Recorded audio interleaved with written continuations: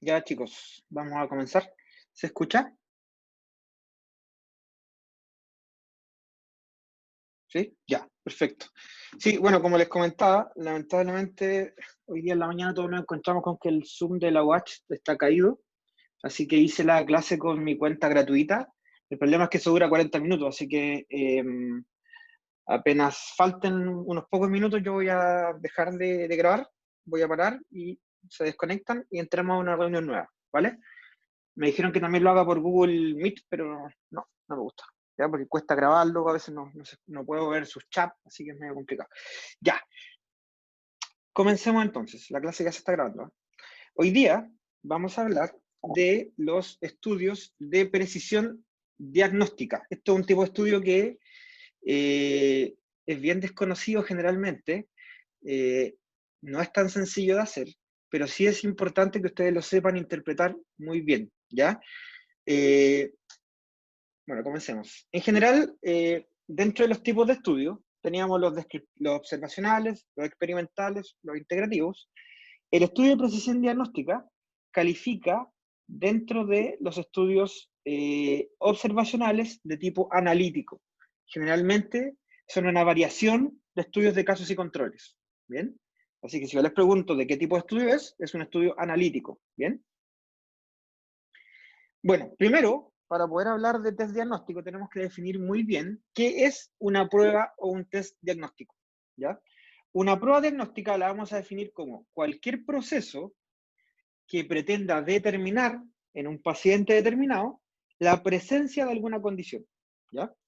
Esa presencia podría ser patológica o podría no ser patológica, pero tiene que haber la presencia de algo, ¿bien? No susceptible de ser observada directamente con los 5 sentidos, ¿ya? Por ejemplo, eh, la presencia de una caries interproximal. Yo ni con mi examen visual, ni con mi examen de palpación puedo obtenerlo. Por lo tanto, yo voy a hacer una prueba diagnóstica para determinar si hay presencia o no de esta condición. ¿Bien? Eso sería una prueba diagnóstica. Ahora, dentro de el proceso diagnóstico de un clínico, tenemos cierto que con una baja probabilidad de enfermedad, el clínico va a descartar un diagnóstico y con una alta probabilidad de enfermedad, el clínico va a iniciar una terapia. Por lo tanto, el hecho de que un test diagnóstico sea válido y efectivo es sumamente relevante para el clínico, puesto que él va a decidir entre descartar un diagnóstico o tratar, ¿cierto? Por lo tanto, en esa zona que sale la imagen como zona de incertidumbre diagnóstica, es donde se van a mover nuestras pruebas diagnósticas. ¿Por qué se van a mover ahí? Porque vamos a tener test que van a ser muy buenos para descartar diagnósticos, o sea, van a estar más del lado izquierdo, y test que van a ser muy buenos para confirmar diagnósticos. ¿Bien? Es por eso que, como estamos en ciencia y hablamos de métodos probabilísticos, acá no vamos a hablar de que un método con 100% de certeza me confirma o con 100% de certeza me rechaza. Vamos a hablar de que todo método diagnóstico va a tener una probabilidad de ser más preciso o más certero en el diagnóstico, según sea muy bueno para los sanos o muy bueno para los enfermos. O sea, siempre vamos a hablar de probabilidades. ¿Bien? Entonces yo tengo un paciente que está enfermo. ¿Por qué está enfermo? Porque yo asumo que que está alejado de la normalidad, que el paciente no está sano. Sin embargo, yo no sé cuál es su enfermedad. Y para ello, yo voy a aplicar pruebas diagnósticas. Puedo tener varias pruebas. La prueba 1, la prueba 2, la prueba 3. Sin embargo, yo quiero saber cuál de esas 3 pruebas es más efectiva, cuál de esas 3 pruebas realmente se acerca más a la realidad. Eso es lo que yo quiero determinar.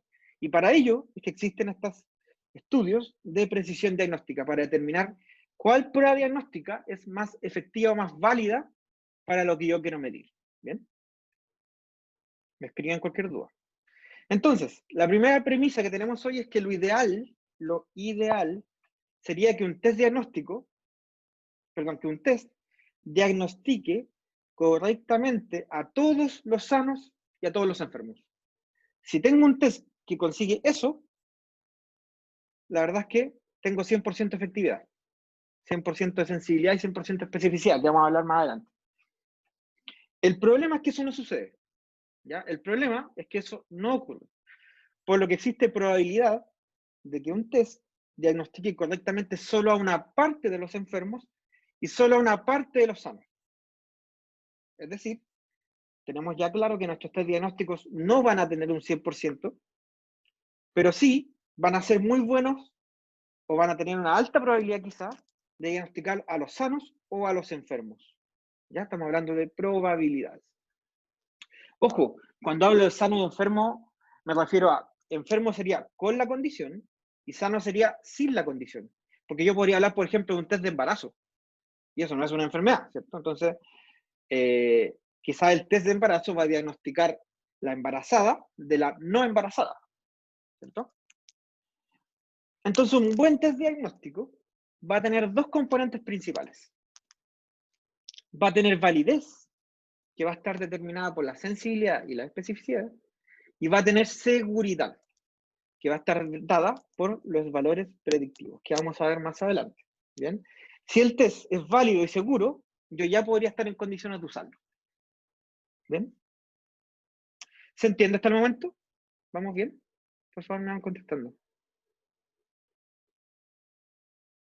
¿Sí? Ya, buenísimo. Sigamos. Entonces, veamos. Tenemos esta imagen, ¿cierto? Tenemos gente, tenemos personas. Acá serían 3, 6, tenemos 9 personas. Y yo quiero saber quiénes de ellos están enfermos. Esa es mi pregunta. ¿Quiénes están enfermos? Bueno, la realidad nos dice que los dos enfermos son ellos dos, el tercero y el séptimo. Ellos son los enfermos. Pero ¿cómo determino yo cuál es la realidad? Ese es el primer problema que tengo. Porque yo digo, voy a decir que mi test es muy bueno, es muy malo, pero ¿cómo sé yo de dónde obtengo la realidad? ¿De dónde tengo cuáles son los pacientes que realmente están enfermos? Para ello, para determinar esta realidad, es lo que existe lo que se llama los gold standard. ¿Bien? ¿Qué son los gold standard? Es la prueba diagnóstica que por definición está libre de errores y es aquella que debería tener un 100% de sensibilidad y un 100% de especificidad. Pero eso en muchos casos no existe. Por lo tanto, cuando no existe ese examen ideal, se va a aceptar como gold standard la prueba de referencia con mejores valores. Es decir, el método diagnóstico ideal para esa condición. Por ejemplo, en el caso actual del coronavirus, tenemos que el método ideal es el PCR. Por lo tanto, si yo invento una nueva prueba, yo lo voy a comparar con el gold estándar. ¿Y cuál es el gold estándar? El PCR. ¿Bien? Entonces, vamos con ejemplos de gold estándar. Por ejemplo, para el carcinoma oral de células escamosas, yo sé que el examen histológico es el más efectivo, el más válido. ¿Por qué? Porque el examen histológico me da la seguridad de que estoy confirmando si el paciente está sano o está enfermo. Por lo tanto, si a mí se me ocurre un nuevo método para detectar carcinoma de células escamosas oral, yo lo voy a comparar con el examen histológico. ¿Bien? Ahora, si tengo una neoplasia de glándulas salivales, también tengo el examen histológico, pero quizá también tengo la resonancia magnética. ¿Bien? Ahora, yo les pregunto a ustedes, si tengo una caries interproximal, ¿cuál es el mejor examen diagnóstico actual que hay para eso?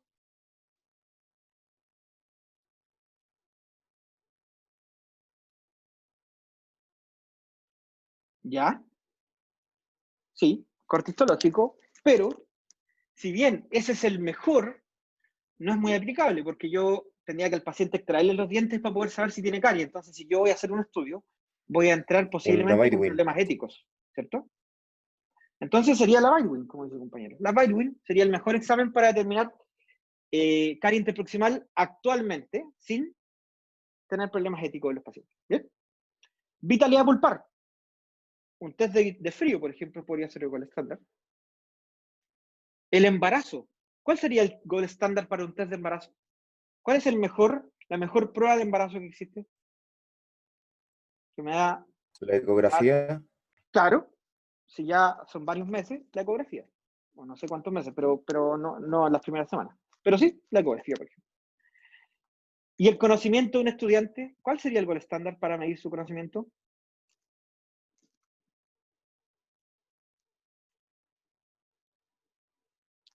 Está difícil eso, porque ¿cuál sería el gold estándar? ¿Una prueba? Sí, pero las pruebas que nosotros le hacemos no están correctamente validadas generalmente. Por lo tanto, ahí ya entramos en un tema más complicado, ¿cierto? Entonces, ¿por qué les puse esos conceptos? ¿Por qué puse embarazo, conocimiento? Porque me interesa que entiendan de que no solo hablamos de pruebas diagnósticas para enfermedades, también hablamos de pruebas diagnósticas para lo que sea, para determinar el embarazo, para saber si un estudiante sabe o no sabe, etc. ¿Bien? Entonces, importante, todo estudio de precisión diagnóstica va a comparar un nuevo método diagnóstico con el gold estándar, que es lo mejor que existe hasta ahora. ¿Bien? Entonces, ¿cómo vamos a probar un nuevo método diagnóstico? Paso 1, voy a tomar un grupo de gente, una corte, un grupo de personas. Le voy a aplicar la prueba gold estándar. Y eso me va a definir quiénes están sanos y quiénes están enfermos. O por ejemplo, yo agrupo 6 mujeres con sospechas de embarazo. A todas ellas les hago una ecografía y luego determino quiénes están embarazadas y quiénes no están embarazadas, ¿cierto? Por lo tanto, ahí ya tengo separada mi muestra con los que efectivamente cumplen la condición. Y luego de eso, bueno, que eso lo vamos a definir como la verdad. ¿Bien? Luego de eso, vamos a aplicar una nueva prueba, que es la prueba que yo inventé. Imaginémonos que yo inventé una prueba de embarazo. Vamos a aplicar esa nueva prueba y vamos a determinar, según mi prueba, cuántos se detectan como sanos y cuántos como enfermos. Entonces, según mi prueba, yo voy a generar este cuadro. Este cuadro que estoy generando, fíjense, arriba tiene enfermo y sano, según el gold estándar, y a la izquierda tenemos enfermo y sano según mi prueba, según mi test. Y como se fijan en la imagen, esto me va a generar 4 cuadros donde cada uno de ellos tiene un significado diferente. La letra A son aquellos casos en que el gold estándar me indica que el paciente efectivamente está enfermo y mi test también lo hace. Por lo tanto, esos son los verdaderos positivos. Luego tengo en el B aquellos casos en que el examen gold estándar me indicó que el paciente estaba sano, pero mi test indicó que el paciente estaba enfermo.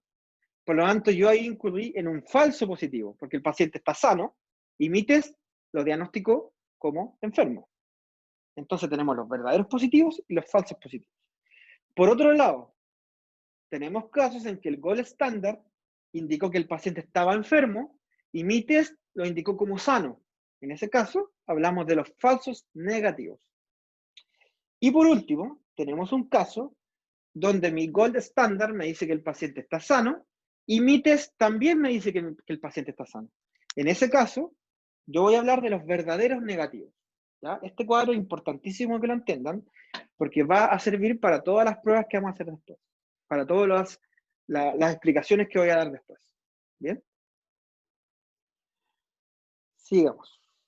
Entonces, vamos a hablar de que yo tengo por un lado medidas de validez diagnóstica y por otro lado medidas de seguridad diagnóstica. En las medidas de validez diagnóstica tengo la sensibilidad y la especificidad, ¿ya? Y que son 2 medidas que nos van a determinar la validez de un test y que no van a depender de cuán prevalente sea ese test en la población. ¿Bien? Comenzamos. Entonces, sensibilidad y especificidad van a medir la discriminación diagnóstica de una prueba siempre en relación a un criterio de referencia, que ese criterio de referencia era el gold standard, ¿cierto? Que yo voy a definir como que es la verdad. ¿Bien? Entonces, estos conceptos de sensibilidad y especificidad van a ser parámetros que el clínico va a utilizar para determinar qué prueba va a elegir frente a una duda que tenga en su práctica. ¿Ya? Él va a decidir qué prueba va a usar según estas medidas. Primero, comencemos definiendo lo que es sensibilidad. La sensibilidad va a indicar la capacidad de una prueba para detectar a un sujeto enfermo. Es decir, nos indica cuán sensible es la prueba a la enfermedad. Entonces, responde la siguiente pregunta. Si la enfermedad está efectivamente presente según el gold standard, ¿cuál es la probabilidad de que mi test arroje un resultado positivo? Entonces, ¿qué voy a hacer yo para ello? Voy a ir a mi tablita que tengo aquí al lado izquierdo abajo. Voy a ir a mi tablita. Me voy a fijar solamente en los enfermos que dijo el gold standard. Porque yo quiero ver de todos los enfermos que el gold standard indicó, cuántos mi test indicó. Es decir, yo necesito dividir los verdaderos positivos, el VP, es decir, el caso en que ambos confirmaron que el paciente estaba enfermo, y lo vamos a dividir en los verdaderos positivos más los falsos negativos. ¿Por qué le sumo los falsos negativos? Porque son exámenes donde mi test dijo, donde el gold standard dijo que el paciente estaba enfermo, pero mi test equivocadamente indicó que el paciente estaba sano. ¿Bien? Entonces voy a tener una proporción. Voy a saber del total de enfermos que dijo el gold standard, en cuántos de ellos mi test acertó. O sea, nos estamos preocupando solamente de los enfermos. Los sanos no los estoy mirando. Estoy preocupándome solamente de los enfermos. Entonces, una prueba diagnóstica de alta sensibilidad va a ser útil en contextos donde el hecho de no diagnosticar genera más problemas que el exceso de diagnóstico, porque podrían haber falsos positivos. Fíjense la imagen de abajo. Tengo la realidad, que es lo que indicó mi gold standard, y abajo tengo una prueba con alta sensibilidad. En la realidad, yo sé que hay dos enfermos, que sería el quinto y el séptimo. Ellos están enfermos.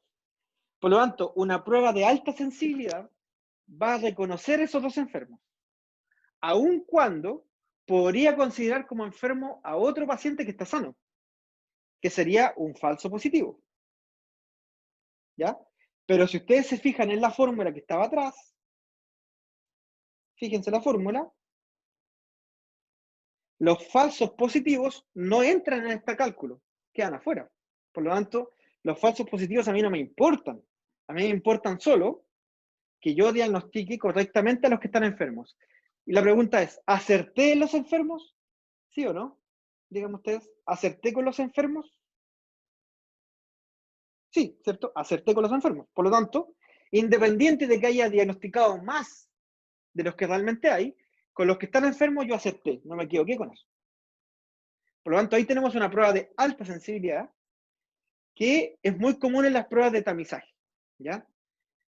Por ejemplo, el caso del coronavirus es efectivamente importante que las pruebas que tengamos tengan alta sensibilidad. ¿Por qué? Porque yo prefiero diagnosticar más enfermos que sanos. Perdón, prefiero pasarme un poquito con los diagnósticos, sobrediagnosticar un poco, pero no se me va a pasar ningún enfermo. No me voy a equivocar con ninguno. Por eso es bueno un test de alta sensibilidad. ¿Bien? ¿Se entendió eso? Por favor, me confirman.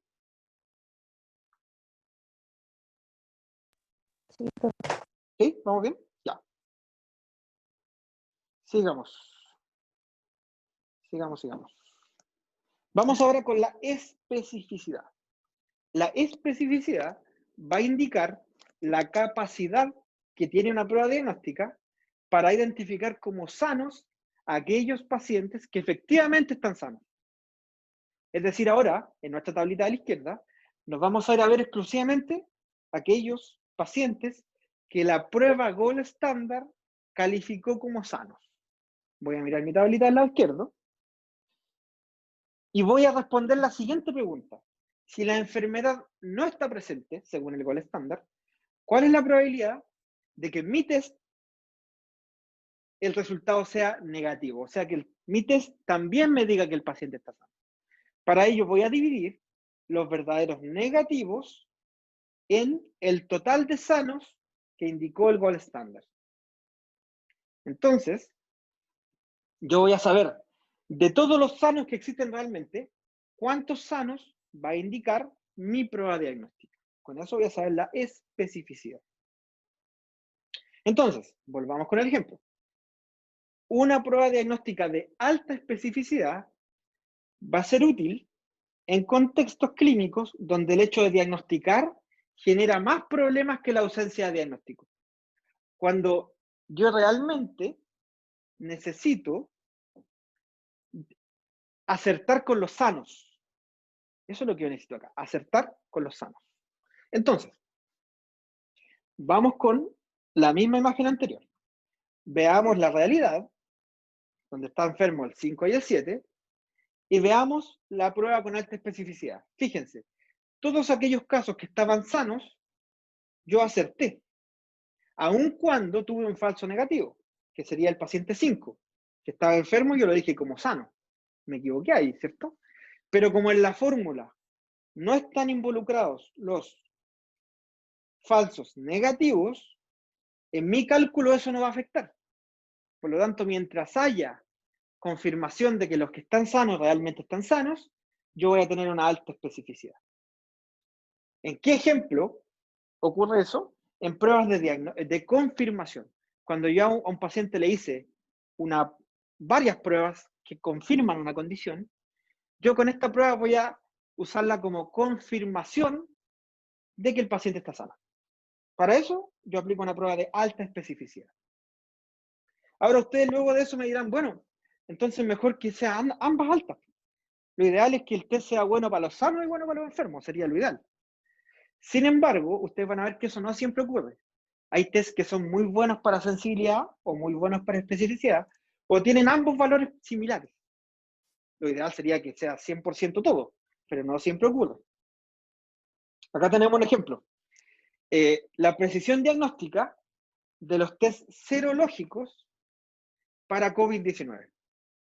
Tenemos tres test serológicos, el ELISA, el LFIA y el CLIA. Fíjese, dice serológicos, o sea, son test sanguíneos. ¿Bien? Fíjense los valores, el ELISA, el LFIA y el CLIA. El ELISA en general, 84 de sensibilidad, 97 de especificidad. ¿Qué significa eso? Significa que el test de ELISA es mejor para diagnosticar los sanos que para diagnosticar enfermos. En cambio, fíjense el otro, el LFIA, es también mejor para los sanos que los enfermos. O sea, si yo hago un test LFIA y el test me dice que el paciente está enfermo, yo debería usar una segunda prueba para confirmarlo. Porque hay una alta probabilidad de que el paciente no esté enfermo. ¿Bien? Y por último, el CLIA, fíjense, tiene alta sensibilidad y alta especificidad. Por lo tanto, si me presentan estos tres test serológicos para COVID-19, ¿cuál yo debería elegir? El CLIA. ¿Bien? Ahí me avisó Zoom que en 10 minutos se acaba la reunión. Ahí vamos a salir en 10 minutos y ingresamos al mismo link, pero nuevamente. Ya, sigamos. Otro examen, fíjense, sensibilidad y especificidad para la detección de virus papiloma humano en cabeza y cuello. ¿Ya? Para la detección de virus papiloma humano oral para cáncer de cabeza y cuello. O sea, si en el fondo yo tengo papiloma humano oral, quiero ver qué tan bueno es para indicar la presencia de un cáncer de cabeza y cuello causado por ese virus. Fíjense los valores. Esto es una revisión sistemática posiblemente, así que hay varios estudios sumados. Pero el efecto combinado me dice que tiene 0,72 de sensibilidad y 0,92 de especificidad. ¿Qué significa esto? Que nuevamente, si yo encuentro presencia de virus papiloma humano oral, eso me indica con un 72% de probabilidad de que efectivamente haya un carcinoma o prediga un carcinoma de cabeza y cuello. ¿Bien? Entonces es importante que ustedes ahora vayan leyendo muy bien el significado de la sensibilidad y la especificidad. que los valores no siempre son al 100% como a uno le gustaría, y hay test que son o tienen mejores valores para sensibilidad o mejores valores para especificidad. ¿Bien?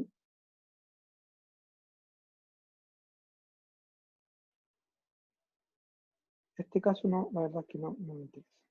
Bien, y ahora pasamos a un concepto que se llama la razón de verosimilitud o razón de probabilidad. Esto es medio complejo de entender, ¿ya? Pero, a ver, quiero que entiendan de que nosotros tenemos los valores de sensibilidad y especificidad como valores separados. Un test tiene sensibilidad y especificidad por separado.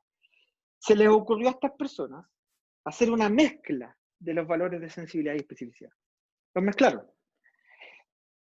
Entonces, ellos hicieron una razón de verosimilitud que la definen como la probabilidad de que el resultado de una prueba determinada se espere en un paciente con una enfermedad concreta. Bueno, esto, si ustedes leen la definición, es compleja de entender. Se lo voy a explicar mejor con un ejemplo, para que lo entiendan mejor. ¿Bien? Pensemos lo siguiente. Tengo un paciente con ese valor de fierro en la sangre, 18 por milímetro, 18 nanogramos por milímetro. Supongo que NG será nanogramos, no sé. Bien, yo encontré un estudio, y ese estudio dice que el 90% de las personas con anemia ferropénica tienen niveles parecidos a este paciente. Y por otro lado, el estudio dice que un 15% de los pacientes con otras anemias también tienen los niveles de este paciente. Entonces, yo tengo dos estudios. Uno me dice que, o un estudio que dice dos datos, que con estos valores de ferritina, el paciente tiene un 90% de probabilidad de tener anemia ferropénica, pero tiene un 15% de probabilidad de tener otras anemias. Por lo tanto, se hace una división entre el 90 en el 15 y me da un valor de 6. Eso significa que este paciente tiene 6 veces más probabilidades de ser diagnosticado con anemia ferropénica que con otras anemias. Esto es un modo de determinar cuán probable es que un paciente esté enfermo según el resultado de su test. ¿Bien? Vamos con un ejemplo para que lo vayan entendiendo mejor. Esto es un poquito complejo de entender. Entonces, un examen va a tener un cociente de probabilidad positivo y un cociente de probabilidad negativo. Fíjense los textos que dicen acá.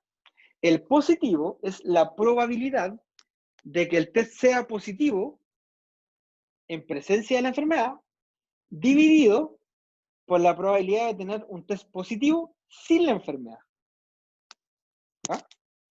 Y el cociente de probabilidad negativo es la probabilidad de que el test sea negativo en presencia de la enfermedad, dividido por la probabilidad de tener un test negativo sin tener la enfermedad. O sea, primero tenemos la probabilidad de acierto en los casos positivos y en el segundo, la probabilidad de acierto en los casos negativos. Esto después les pido que lo estudien con calma. ¿Ya? Esto les va a costar un poquito entenderlo así con solo una clase.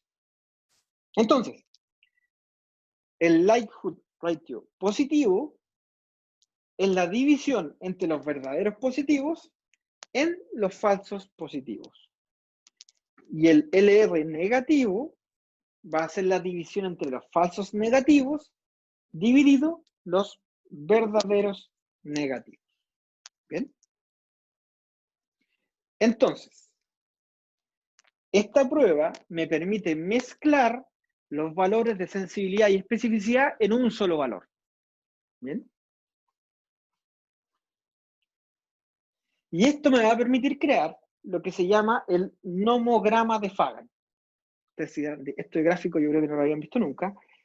Este gráfico es súper interesante porque les va a permitir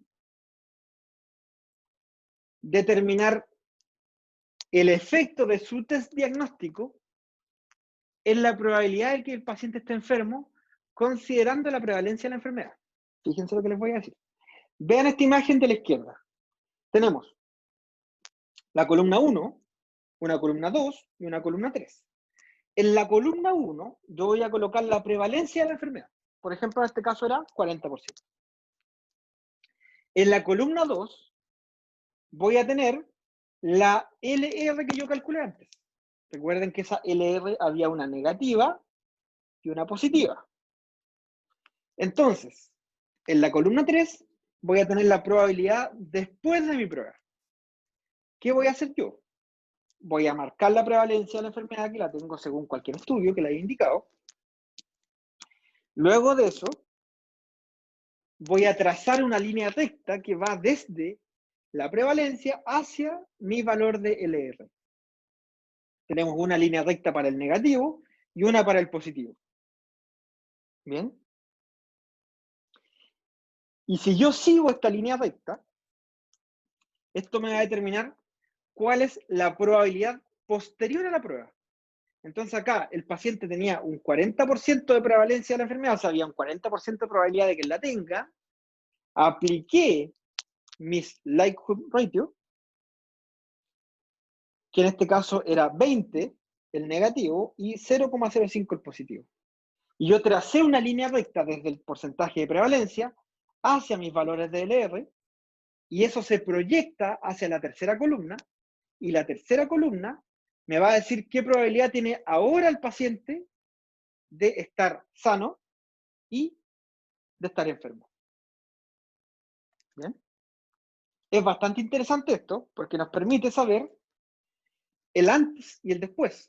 Es decir, el efecto que tuvo el test diagnóstico en la probabilidad de que el paciente esté enfermo o esté sano. ¿Ya? Esto se ve en algunos estudios, acá les voy a mostrar un ejemplo. Justo ahora se va a cortar, así que voy a dejar de grabar y esperen de que esto lo retire de la sala y entran nuevamente, por favor.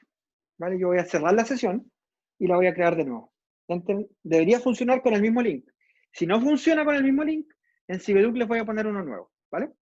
Pero debería funcionar con el mismo. Voy a dejar de grabar.